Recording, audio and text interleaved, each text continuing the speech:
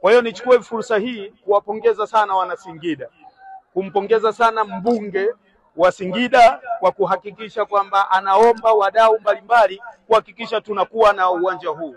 Lakini hili linafuatia pia kuwa na timu nzuri ambayo ina compete kabisa, kuona kwamba inaweza kuwa bingwa siku moja katika miaka ya karibuni wa ligi ya NBC Premier League hapa nchini.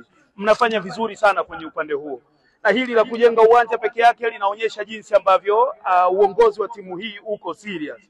Swala la kujenga majukwaa na lenyewe litafuata taratibu. Hatua ni moja baada ya nyingine. Hatuwezi kufanya vitu vyote kwa wakati mmoja. Na lifti, ndugu zangu wa Singida, inakukutia njiani.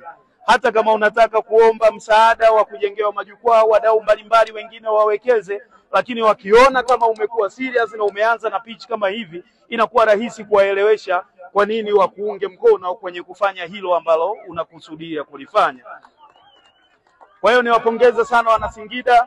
Nimefurahia mmekuwa na uwanja mzuri sana, pengine miongoni mwa viwanja vyenye pitch bora kabisa katika nchi yetu. Na kwa hili naamini kwamba sasa mko serious kweli kweli, sio tu kutengeneza miundombinu ya michezo, lakini kuhakikisha timu yenu inafanya vizuri. Mjumbe wa bodi hapa ametangulia kusema kwamba timu yenu iko katika 3 bora mwaka huu. Mimi sina la kusema.